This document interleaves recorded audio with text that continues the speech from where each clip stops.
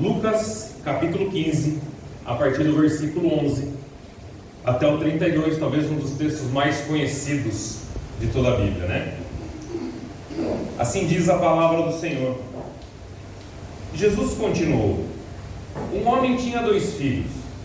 O mais novo disse ao seu pai: Pai, quero a minha parte na herança. Assim ele repartiu sua propriedade entre eles. Não muito tempo depois, o filho mais novo reuniu tudo o que tinha e foi para uma região distante, e lá desperdiçou os seus bens vivendo irresponsavelmente. Depois de ter gasto tudo, houve uma grande fome em toda aquela região, e ele começou a passar necessidade. Por isso foi empregar-se com um dos cidadãos daquela região, que o mandou para o campo a fim de cuidar de porcos. Ele desejava encher o estômago com vagens de alfarrobeira que os porcos comiam, mas ninguém lhe dava nada. Caindo em si, ele disse: quantos empregados de meu pai têm comida de sobra, e eu aqui morrendo de fome? Eu me porei a caminho e voltarei para o meu pai e lhe direi: Pai, pequei contra o céu e contra ti. Não sou mais digno de ser chamado teu filho. Trata-me como um dos teus empregados.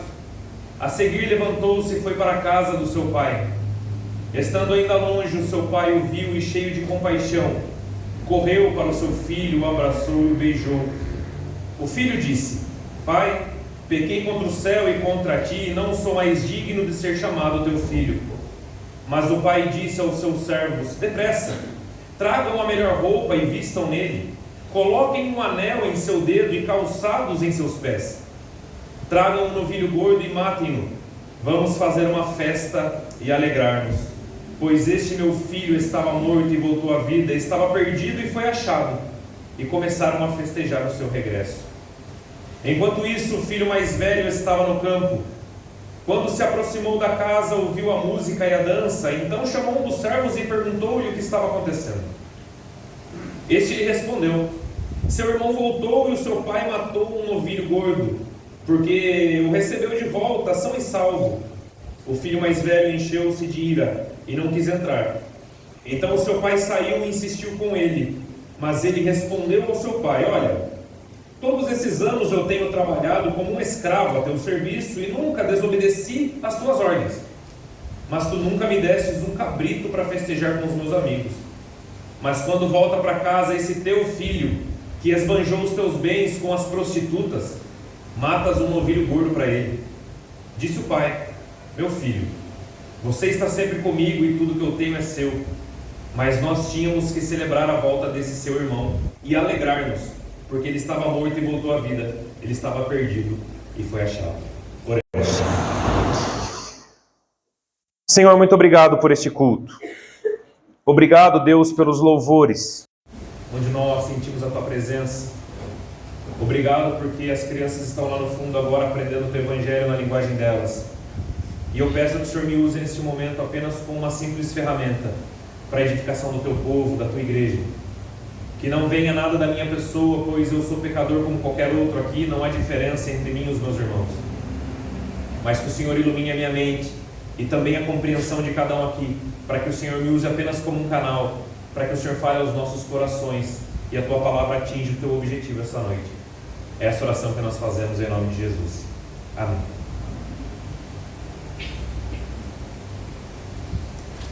Hoje nós vamos falar, como eu já disse, sobre família.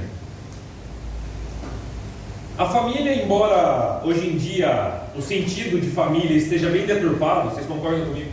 Hoje a família, ela já não necessariamente ela tem que ser um padrão que Deus criou, mas os homens inventam os seus padrões familiares e tentam fazer todo mundo engolir que isso é família.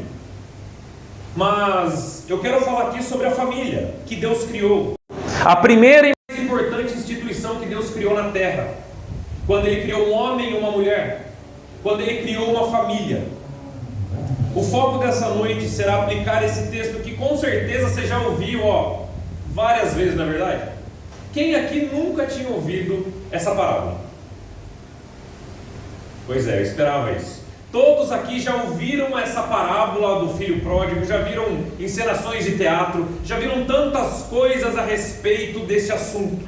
Mas hoje nós vamos aplicar esse texto dentro das nossas casas. Porque como eu disse mais tarde aqui, mais cedo, eu creio que assim como a família no texto tinha os seus problemas, a minha e a sua também tem, não é verdade? Assim como essa família mostrou que tem alguns problemas a resolver, a minha e a sua também tem. Sabe por quê? Não existe família perfeita. Existem famílias com problemas e todos nós temos os problemas, porque famílias são compostas de pessoas pecadoras. Logo, não tem como ser um lugar perfeito. Mas mesmo com os problemas é a nossa família. Mesmo com os problemas, nós como cristãos temos que aplicar dentro do nosso lar alguns princípios. Talvez essa parábola seja a mais famosa de toda a Bíblia, mas uma coisa precisa ser dita. O personagem principal aqui não é o filho pródigo. Jesus já havia contado 2 parábolas antes dessa. Ele já havia falado sobre a dracma perdida e sobre a ovelha perdida, para ensinar a mesma coisa, ensinar o mesmo princípio, a mesma lição. E nem o filho pródigo é o centro das atenções, tampouco a dracma ou a ovelha perdida. Nas 3 parábolas, o foco é o pai, a mulher que achou a sua dracma porque procurou, e o pastor que saiu atrás da ovelha perdida. Então o foco aqui não é essas pessoas, mas sim aqueles que estavam atrás daqueles que estavam perdidos. E através desses exemplos do pai, nós vamos entender como nós devemos agir dentro da nossa casa. E entender muitas vezes que o problema nem sempre está no outro, muitas vezes o problema está em mim. E se a mudança não partir primeiramente em mim, nada vai mudar e continuaremos assim para o resto da vida. Uma coisa antes de nós iniciarmos tem que ficar bem clara aqui. O pai da parábola representa Deus. O filho mais novo, que foi o irresponsável, eu vou explicar daqui a pouco, mas ele traduz os pecadores a qual Jesus se sentava. Prostitutas, assassinos, pessoas de má fama, publicanos. E o filho mais velho, julgador e crítico, representava os fariseus, e nós vamos ver isso agora. Para nós entendermos um pouco o contexto dessa parábola, Jesus ele estava cheio de pessoas próximo dele para ouvir ele ensinar. E Jesus ele começou a sentar com pessoas, à mesma mesa com pessoas que tinham uma fama na época. Jesus ele nunca tratou socialmente com diferença ninguém.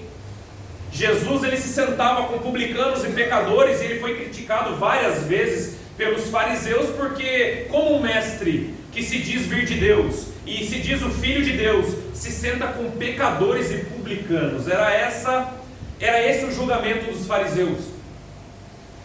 Então Jesus ele conta essas 3 parábolas para ensinar os fariseus como eles deveriam agir, como eles deveriam pensar, e que daquela forma estava totalmente errado.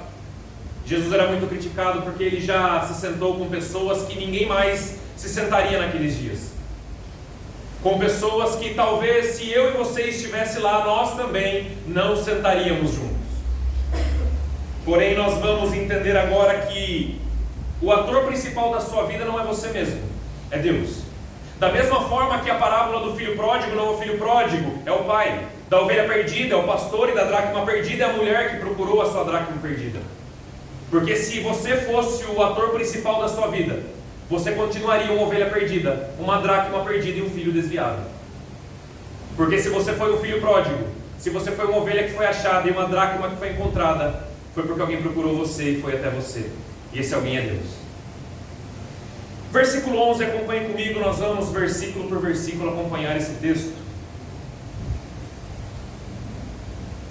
Jesus continuou: um homem tinha 2 filhos. E aqui a gente começa a base dessa parábola. Jesus diz que um homem ele tinha 2 filhos.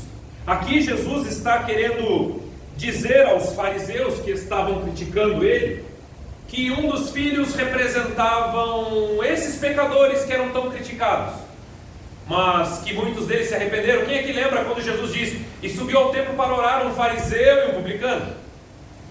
O fariseu, todo cheio de si, todo santarrão, ele dizia: obrigado, Senhor, porque eu não sou como publicano. Mas o publicano, julgado e com uma fama terrível nos dias, apenas batia no peito e pedia: Senhor, perdão. Miserável homem que sou, me perdoe por quem eu sou. Ou seja, Jesus está dizendo para os fariseus: o filho mais novo são esses pecadores que são julgados, mas que se arrependem. E o filho mais velho são os fariseus que sempre estão prontos para apontar o dedo para alguém, porque na verdade essa é a maior especialidade do ser humano em geral. E vamos continuando então o versículo 12.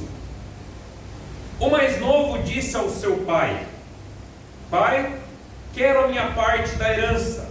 Assim ele repartiu a propriedade entre eles. O filho mais novo então, ele decide chegar para o seu pai. O seu pai era alguém de muitos bens, e disse: Pai, é o seguinte, eu quero que o senhor dê a minha herança. Assim como nos dias de hoje, mas naquela época ainda muito mais, os pais deixavam heranças e heranças para os seus filhos, e obviamente era repartido pela quantidade de filhos, faz parte. Então o filho mais novo, ele se revolta por algum motivo que o texto não diz, mas ele diz: Pai, dá minha parte na herança aí. Aquela atitude, ela representava uma afronta para o seu pai. Aquela atitude era uma vergonha para o seu pai. Sabe por quê? O filho mais novo estava dizendo: Pai, para mim o senhor morreu, me dá a herança. Porque a herança era apenas repartida quando o pai morria. Então quando o filho chega para o pai e diz: eu quero a minha herança, ele está dizendo: Pai, para mim o Senhor não existe mais, me dá a herança porque eu quero viver a minha vida. O filho mais novo estava dizendo que em seu coração ele já não tinha mais pai. E isso era extremamente vergonhoso para o seu pai. E sabe o que isso nos mostra? Que nem sempre dentro da nossa casa as coisas vão acontecer do jeito que nós esperamos e planejamos. Alguma vez você já planejou algo na sua casa, dentro da sua família, e saiu tudo diferente do que você tinha planejado? Você tinha planejado um dia de paz e foi um dia de luta. Você tinha planejado um dia alegre e foi um dia triste. Porque nem sempre vai sair do jeito que você e eu queremos. Com certeza esse pai não criou esses meninos, e principalmente o mais novo, para chegar um dia na frente dele, apontar o dedo no rosto dele e dizer: eu quero a minha herança, me dá a herança, o Senhor não importa mais para mim. Com certeza o pai não criou o filho para isso. Com certeza o pai, ele tinha outros planos para os seus filhos. Mas sabe uma coisa que aqui nós podemos ver a forma com que Deus age conosco? Sabe uma coisa que me chamou a atenção? É que o pai deu herança. Isso me chamou muita atenção. O pai, ele deu herança. É isso que você quer? Toma a sua herança. Irmãos, o pai permitiu que o filho fosse embora. O pai, ele não só deu herança, como permitiu que o filho fosse embora, mesmo sabendo que o filho ia quebrar a cara, mesmo sabendo que o filho iria sofrer por aquela atitude irresponsável. O pai deixou a consequência chegar. É a mesma coisa que Deus age conosco. Deus nunca vai poupar eu e você das consequências dos nossos pecados. Deus, ele nunca vai poupar eu e você das nossas irresponsabilidades. O erro é nosso, tudo bem, mas as consequências virão. Mais cedo ou mais tarde as consequências virão. Ninguém está isento das consequências. E esse pai que representa Deus nessa parábola, ele está aplicando o mesmo princípio com o seu filho mais novo. Você é irresponsável? Para mim, eu não existo mais para você, você não tem mais pai, você quer a sua herança? É por isso que você briga tanto, então toma a sua herança. Vá viver a sua vida. Mesmo sabendo que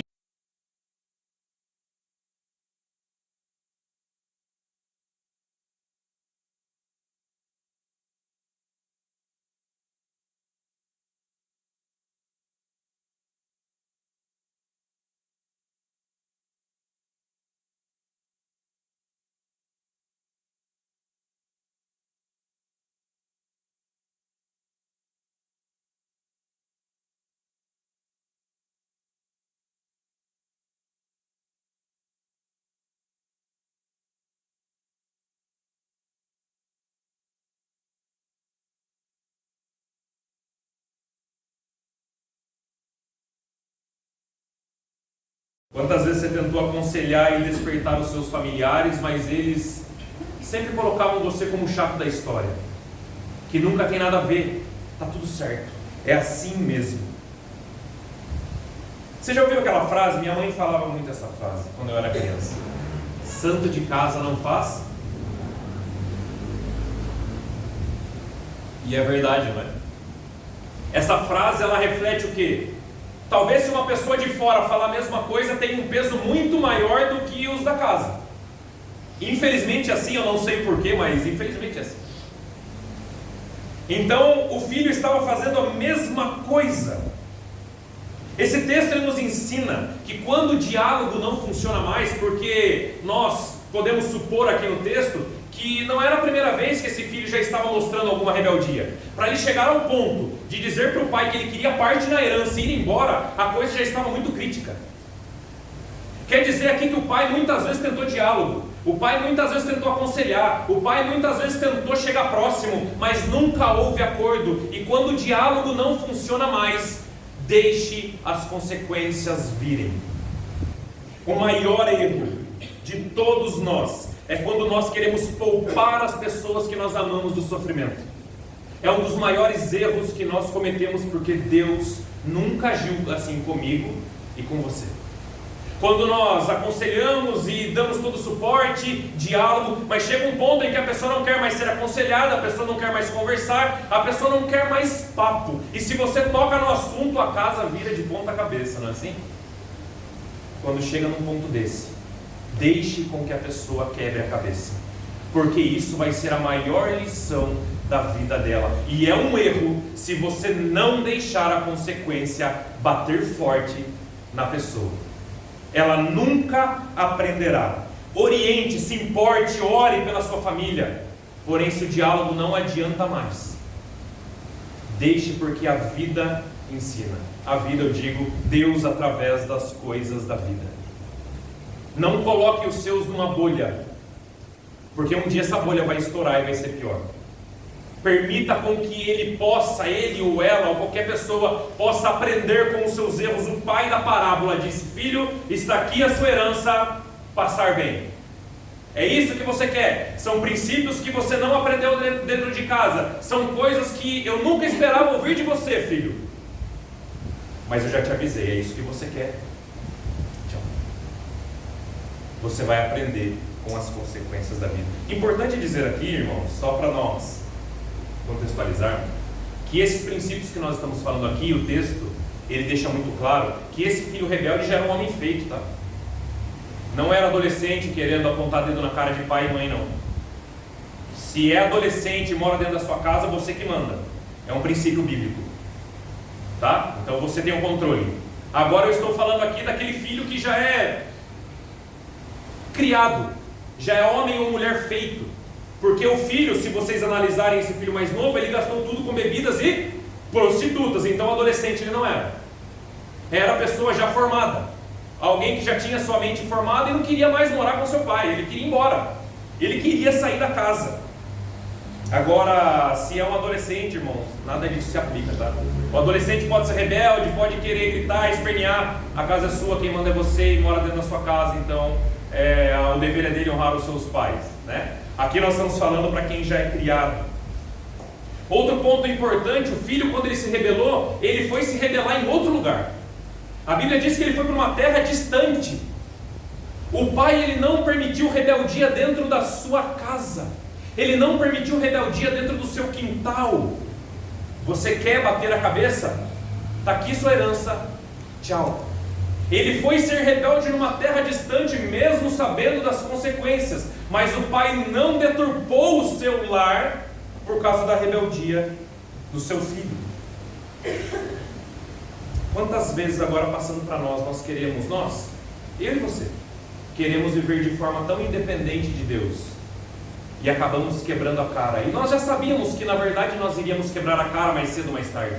Mas mesmo assim nós queremos ser independentes. Você já tentou fazer alguma coisa independente de Deus alguma vez na sua vida? Você já tentou agir por conta própria alguma vez na sua vida e deu errado? Pois é, todos nós nos identificamos com o filho pródigo. Porque todos nós um dia voltamos as costas para o Senhor. Todos nós um dia viramos as costas para o nosso Pai e seguimos os nossos próprios caminhos.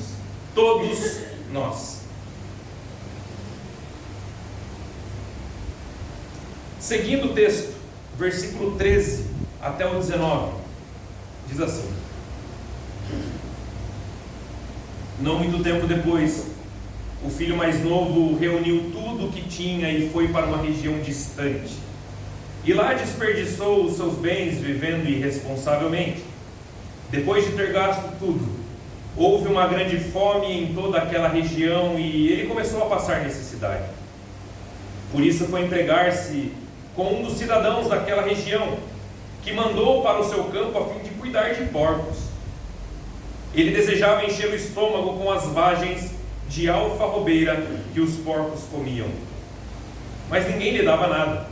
Caindo em si, ele disse: quantos empregados de meu pai têm comida de sobra, e eu aqui morrendo de fome?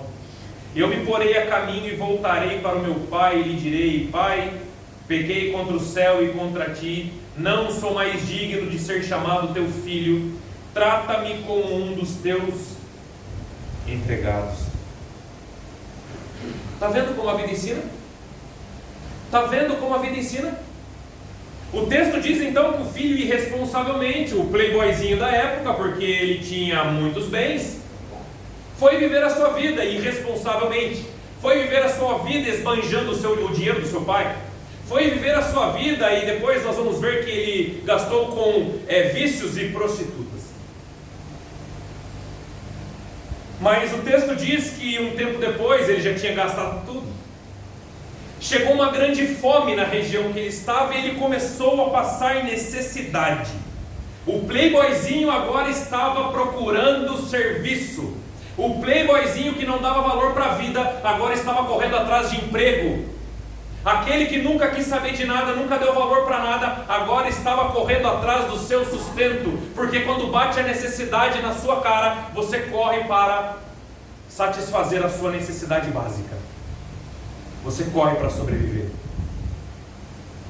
Talvez de forma estratégica, Jesus usou aqui porcos. Jesus aqui ele estava tentando passar uma lição para os fariseus. E para o contexto judaico da época, os porcos eram um dos animais mais impuros e imundos que tinha. Tudo bem que eles não comiam só os porcos, eles não comiam tantos outros. Mas os porcos eles representavam algo impuro. Carne de porco, porque representava a imundície. Jesus está dizendo que da mesma forma que os fariseus ali, o filho de herdeiro de tudo, ele chegou a desejar comer a comida de porco. Se o porco já era imundo, imagine a comida que ele comia. Jesus está usando aqui de forma estratégica para mostrar o que o pecado fez um dia comigo e com você. Todos nós um dia já comemos lavagem de porcos espiritualmente. Todos nós estávamos mortos espiritualmente. Todos nós estávamos afastados do nosso Pai. Todos nós.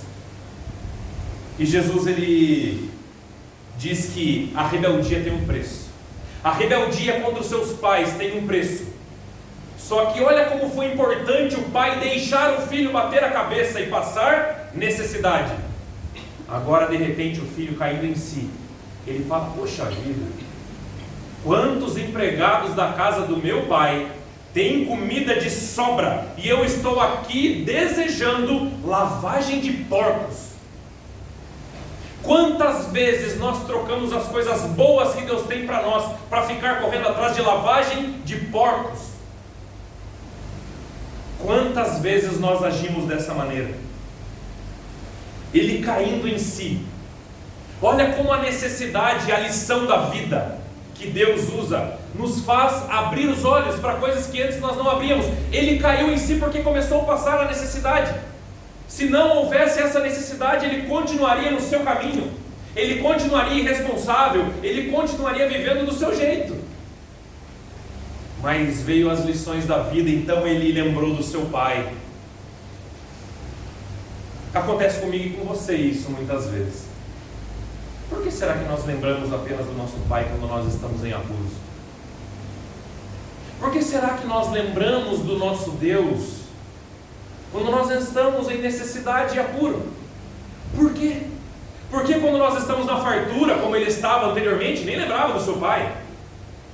Porque nós, quando está tudo bem, a despensa está cheia, a saúde está em dia, porque quando nós não lembramos do nosso pai, aí está uma lição que Deus nos ensina. Ele permite as necessidades aparecerem, ele permite os problemas aparecerem dentro da sua casa, para abrir os seus olhos para coisas que você não viu até agora.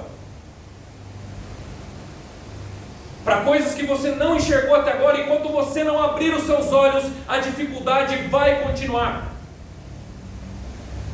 Porque o problema só foi resolvido porque o pai deixou o filho passar pela consequência dos seus atos. Então ele lembrou que ele tinha um pai que o amava. Ele lembrou que ele tinha um pai que enchia a barriga dele. Ele lembrou de um pai que era um refúgio para ele. E infelizmente muitas vezes nós somos assim com Deus.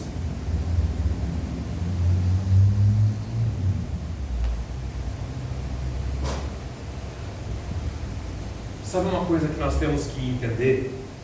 Sua família tem problema? Não é só a minha. A sua tem problema?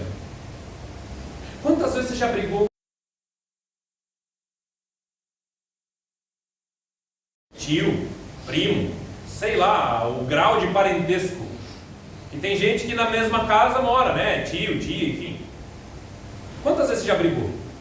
Quantas vezes você já insultou um familiar seu? Quantas vezes? Quantas vezes você ouviu por um ouvido e soltou pelo outro? Mas sabe de uma coisa que esse pai nos ensina? Ele sempre deixou as portas abertas para uma reconciliação e nutriu na cabeça do seu filho boas lembranças. Porque quando ele lembra da casa do pai dele, veio boas lembranças. Quando ele lembra da casa do pai, ele lembra que tinha boas lembranças, que tinha fartura. Se acontecesse isso com você e comigo, da história, o que o seu filho ou o seu familiar iria lembrar da sua casa? Qual memória ele puxaria na cabeça? Se fosse o filho do pastor João, poxa, a casa do meu pai, o que o meu filho poderia falar do meu lar? Como seria o meu lar? Como seria o seu? Cheio de contenda? Cheio de hipocrisia? Ou cheio de paz? Justiça? Como é o seu lar? Porque o seu lar só é do jeito que é porque pessoas deixam com que o sistema viva daquela forma. Porque quando eu falo em lar, não estou falando da casa, não estou falando da alvenaria, estou falando do sistema que funciona um lar, uma família. Como é o seu lar? Você gosta de estar no seu lar? Você tem prazer em chegar na sua casa? Você tem prazer em estar com os seus? Como é? Eu conheço pessoas que já trabalhou comigo antigamente, que faziam hora extra na empresa só para não ir embora, porque não queriam ver a esposa. Não queria chegar em casa. Faziam hora extra, não precisava nem pagar hora extra. O pagamento dele já era chegar tarde. Chegar, tomar um banho e dormir. Como é o nosso lar? O seu lugar é agradável? Infelizmente, muitos jovens saem mais cedo da casa dos pais, se casam ou vão morar sozinho, porque agora está na moda, né? Vou morar sozinho, quero ser independente, mas isso não é bíblico, tá? Se você é crente, tira isso da sua cabeça. Mas muitas vezes, os filhos saem mais cedo da casa dos pais, porque eles não querem mais viver com a família. Porque já ficou insuportável e insustentável ali. Então ele casa precipitadamente, sem ter a menor condição, e vai sair dali, porque o importante é sair dali. Muitos se casam, muitos saem do lar, ou nem se casam, saem para morar sozinho, porque ficou insustentável a relação. Por que será? Por que será que chegamos a esse ponto? Irmãos, os filhos devem sair de casa, isso é bíblico, né? Até porque eles ficam muito tempo dentro da nossa casa, né? Não é isso?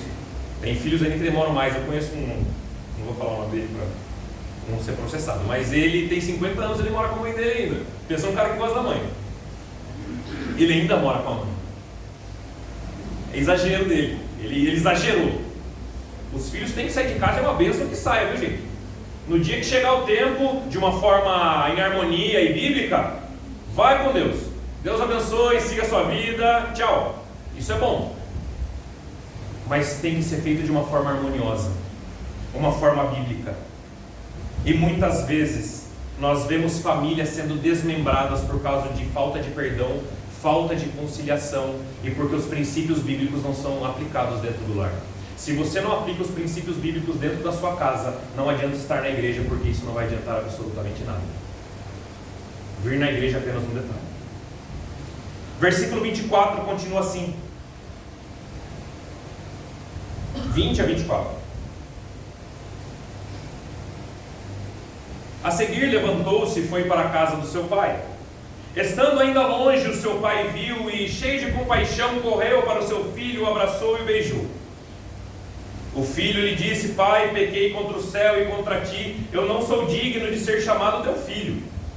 Mas o pai disse aos seus servos: depressa, tragam a melhor roupa e vistam nele, coloquem um anel em seu dedo e calçados em seus pés. Tragam um novilho gordo e matem-no, vamos fazer uma festa. Pois esse meu filho estava morto e voltou à vida, estava perdido e foi achado, e começaram a festejar o seu regresso. Vocês acham aqui que o pai da parábola ficou contente quando o filho tomou aquela atitude de rebeldia, pegou o dinheiro e gastou tudo? Claro que não. O pai ficou extremamente bravo. Mas beleza, não vai bagunçar dentro da minha casa, tchau, vai com Deus. Agora o filho volta, por causa da necessidade. O filho volta arrependido. E sabe o que esse pai nos ensina? A perdoar. Ele disse, quando viu seu filho, abraçou e disse: tragam um anel, rápido, depressa, um anel, vistam ele com a melhor roupa, o melhor calçado. Lembra daquele novilho cevado? Chegou a hora dele morrer. Pode matar porque a gente vai fazer um churrasco. Ele voltou. O pai viu o arrependimento verdadeiro do filho e o correu e o abraçou. E a primeira coisa que o pai nos ensina aqui é que você precisa perdoar os seus familiares.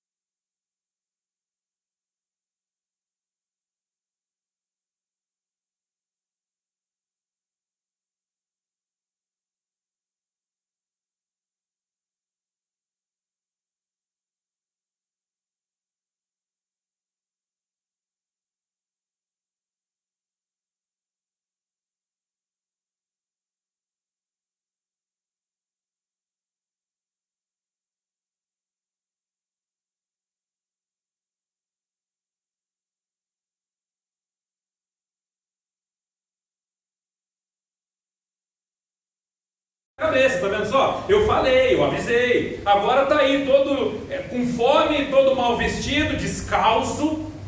Agora você vem pra mim, né? Mas tá bom, vai, eu te perdoo, né? O pai fez isso. O pai perdoou o seu filho. Isso nos ensina: perdoe mais. Perdoe mais os seus familiares. Seja alguém que perdoe mais.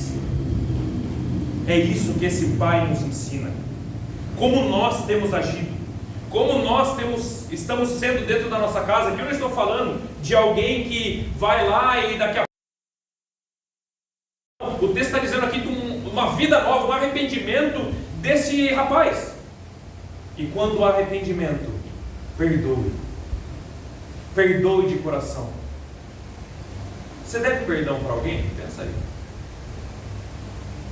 Você deve perdão para alguém? Ou você deve um pedido de perdão para alguém? Será que você não precisa ir até essa pessoa e perdoar, simplesmente perdoar, porque um dia você foi perdoado por Cristo? Será que você não precisa perdoar porque você se encaixa também nessa situação? Esse pai também nos ensina que a porta da casa dele estava aberta para uma volta do filho. Sabe por quê? Você reparou que quando o filho volta já estava tudo certo. A roupa já estava separada. O anel, que era um anel especial para ocasiões especiais, já estava pronto. O novilho já estava a ponto de abate. Sabe o que significa? Que o novilho já estava sendo engordado para aquela ocasião. O pai não foi pego de surpresa, ele já estava se preparando para receber o seu filho de volta. A porta da casa dele estava aberta para um perdão. Se o filho se arrepender, a porta está aberta. Se o o novilho morre. Por quê? Todo mundo aqui sabe que é um novilho na fase de engorda, né, gente? Um novilho ele é engordado por alguns meses até ficar no ponto de abate, então isso demora tempo. Então, quando o filho chega, o novilho já estava pronto para morrer. Quer dizer que antes dessa fase, o pai já estava engordando esse novilho. Isso representava, se ele se arrepender, a porta está aberta. Irmãos, eu não sou mestre em... Na verdade, eu não sou mestre em nada, mas muito menos em engenharia. Mas uma coisa que nós temos que entender, e isso é real, os prédios bem altos, edifícios bem altos mesmo, eles têm que ter na sua estrutura um tanto de flexibilidade. Ele não pode ser tão rígido. Se ele for só rigidez, ele quebra com o vento, porque lá em cima o vento é diferente. Então ele tem que ser rígido a ponto de não cair o edifício, e ele tem que ser flexível a ponto do vento bater e ter... Nós não conseguimos, obviamente, ver a flexibilidade, senão não entrava num troço desse, mas tem que ter essa flexibilidade para ele não cair. Não é isso, gente? Isso nos mostra que nós temos que ser como esse edifício. Seja rígido. Não seja mole com os seus filhos, não. Porque Deus vai cobrar de você. Agora, no que puder ser maleável, seja. No que puder ter uma flexibilidade, seja. Não arrume briga por qualquer coisa pequenininha dentro da sua casa. Não arrume um escândalo por causa de coisas que são tão pequenas. Agora, arrume a maior guerra da sua vida se uma doutrina bíblica for confrontada dentro da sua casa. Arrume a maior guerra possível se Cristo for confrontado dentro da sua casa. Agora, coisas pequenas, seja flexível. Mas muitas vezes é o contrário, né? A gente arruma briga com os nossos familiares porque alguém esqueceu a toalha molhada em cima da cama. Vocês deram risada porque vocês já fizeram isso. Nós arrumamos problemas dentro da nossa casa por coisinhas mínimas. Como diz uma frase, né? Nós engolimos muitos elefantes, mas nós somos mestres em não deixar passar uma formiguinha sequer.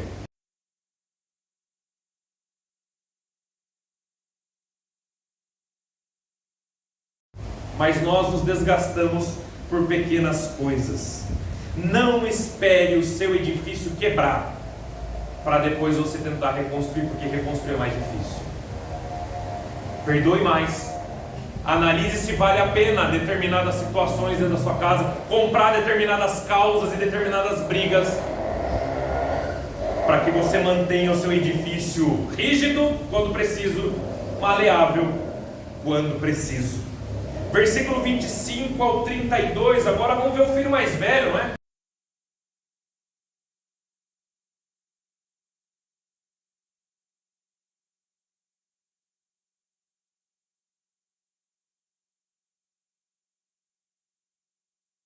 A música e a dança.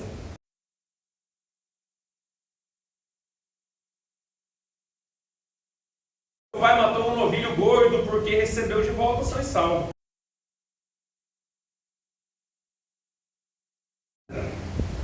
Então ele saiu e insistiu com ele, mas ele respondeu ao seu pai: olha, todos esses anos eu tenho trabalhado como um escravo a teu serviço e nunca desobedeci às tuas ordens. Mas tu nunca me deste um cabrito para eu festejar com os meus amigos. Mas quando volta para casa esse teu filho, repare que ele não fala meu irmão, ele fala esse teu filho, que esbanjou os seus bens com prostitutas, matas um novilho gordo para ele. Disse o pai: meu filho, você está sempre comigo e tudo que eu tenho é seu. Mas nós tínhamos que celebrar a volta desse seu irmão e alegrarmos, porque ele estava morto e voltou à vida, estava perdido e foi achado. Agora nós vamos para o outro lado da história. Até agora nós falamos do filho mais novo, que representa os pecadores, da qual Jesus se sentava. Agora a gente vai falar sobre o filho mais velho, que representa o fariseu. O texto diz que então o filho mais velho estava no campo e ele chega e ele ouve um barulho, com certeza para ele estranhar ouvir uma música na casa, quer dizer que a casa já não tinha mais alegria há muito tempo. E ele chama um servo e pergunta: o que está acontecendo? O que aconteceu? Eu imagino o servo todo contente dizendo: rapaz, você não ficou mano? Você estava lá no campo, o seu irmão voltou, rapaz, olha só. Glórias a Deus por isso, o seu irmão está de volta. E seu pai matou um novilho ainda para fazer um churrasco. A Bíblia diz que ele se encheu de ira e não quis entrar. Essa é a representação da inveja. Aprenda uma coisa: inveja não é você querer ter o que o outro tem. Inveja é você ficar irado porque o outro tem e você não. Isso é inveja. Inveja não é você querer ter algo semelhante ao outro. É você ficar incomodado quando o outro tem, mas você não. Isso é inveja. Então o pai sai para fora. Seu irmão voltou, agora você está aí com essa birra toda.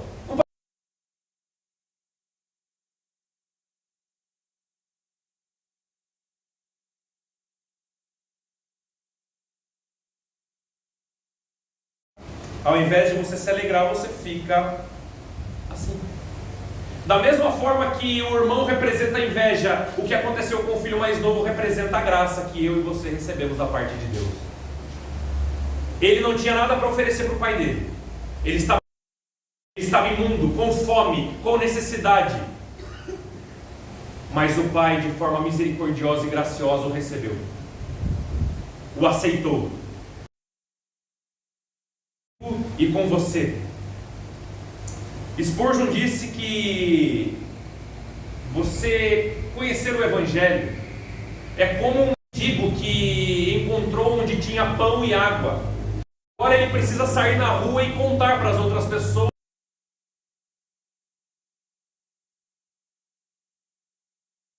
Vivíamos na necessidade espiritual. Todos nós somos iguais uns aos outros. Não tem ninguém mais ou menos pecador do que estávamos no mesmo quadro de situação, todos nós, e nenhum de nós aqui pode apontar o dedo para o outro e dizer: esse irmão, esse seu, olha só, vai na igreja, hein? Olha, ele vai na igreja.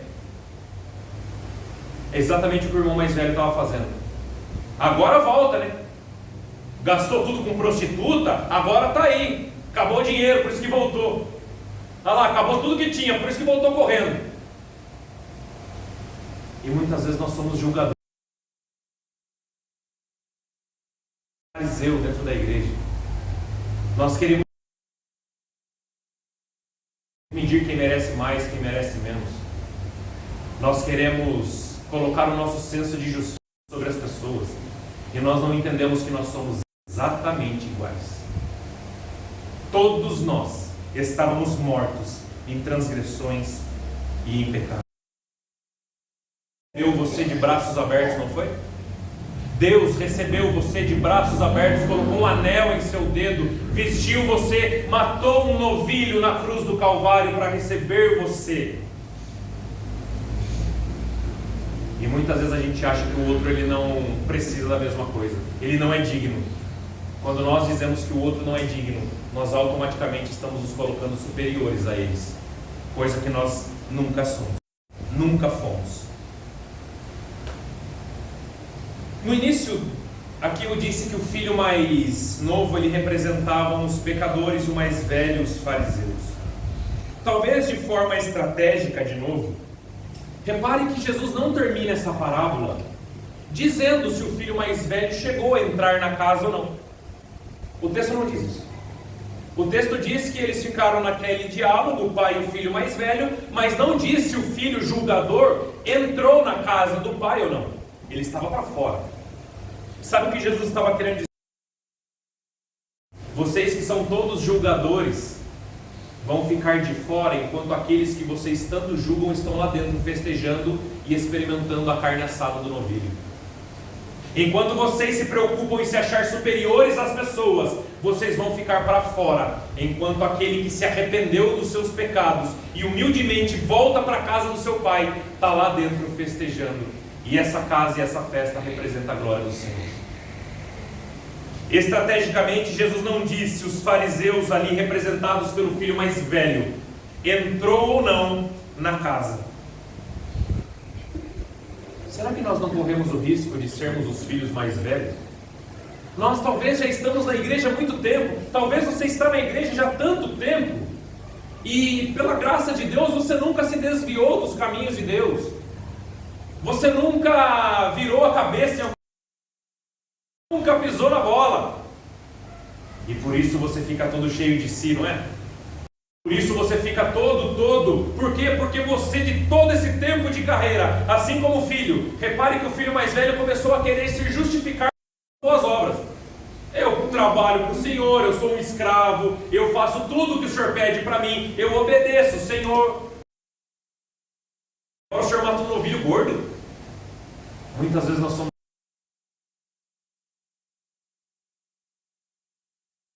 Podemos olhar para Deus, Senhor, eu mereço mais do que o irmão que se converteu agora, porque eu já evangelizei tanto, trabalhei tanto, eu já carpi tanto o quintal dessa igreja, e glórias a Deus hoje é de concreto, eu já.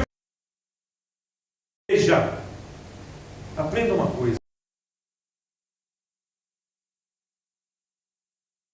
Não somos administradores de resultado. O apóstolo Paulo diz que ele não se gloriava nele mesmo, e o apóstolo Paulo já tinha feito.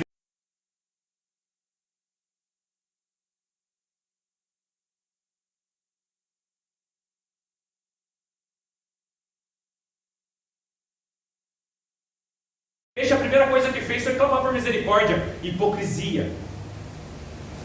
Não queria a salvação de uma cidade inteira, porque ele julgava os ninivitas ruins demais. Mas quando ele estava na barriga do peixe, a primeira coisa foi levantar as mãos para os céus e misericórdia, Senhor. Vocês conhecem a oração do Pai Nosso? Jesus, ele diz uma coisa muito importante: perdoe as nossas dívidas. Como? Vamos lá? Perdoe as nossas dívidas, assim como você tem perdoado. Você tem usado a mesma medida que Deus usa com você? Você tem usado com o outro? Ou você é mestre em identificar o problema das pessoas e julgar as pessoas, mas quando pisa na bola vai todo coitadinho para uma oração pedir perdão para Deus?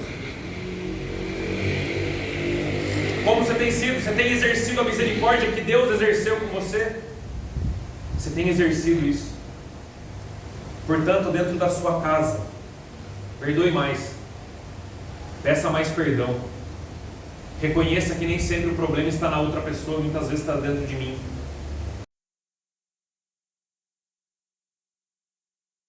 São em se reconciliar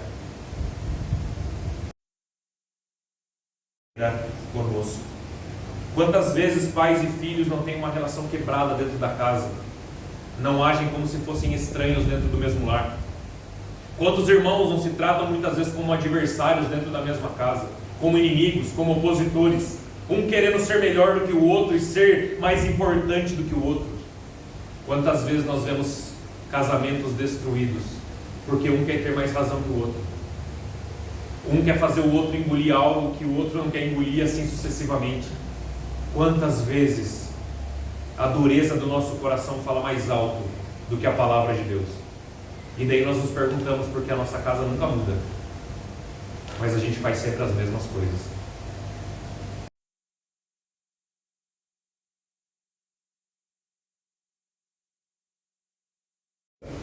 E se coloca numa posição de misericórdia com você, ou nós vamos viver nesse eterno pé de guerra. Como eu já disse, arrume a maior guerra mundial que você puder arrumar, quando a questão é princípios bíblicos dentro da sua casa. Mas sempre esteja aberto para reconciliação, perdão, refazer laços. Talvez Deus trouxe ao seu coração uma pessoa essa noite. Talvez Deus trouxe na sua cabeça uma pessoa que você precisa se acertar. Pedir perdão ou ir conversar com ela porque ela pisou na bola com você, mas você tem que tomar uma atitude porque Deus trouxe você aqui hoje, não a pessoa. Se Deus trouxe alguém na sua cabeça hoje que você precisa se reconciliar já há um bom tempo, não espere mais. Não seja como que age com o coração duro. Só que o coração duro muitas vezes ficou de fora da casa. Que você possa perdoar mais, se reconciliar com os seus familiares. porque Deus perdoou você, adotou você como filho e ofereceu um novilho na cruz do Calvário há mais de 2000 anos atrás para perdoar os seus pecados e também desse seu familiar ou dessa pessoa que você precisa reconciliar. Pratique isso com os outros, pois do contrário, irmãos, seremos mais uma vez fariseus. Amém? Vamos orar?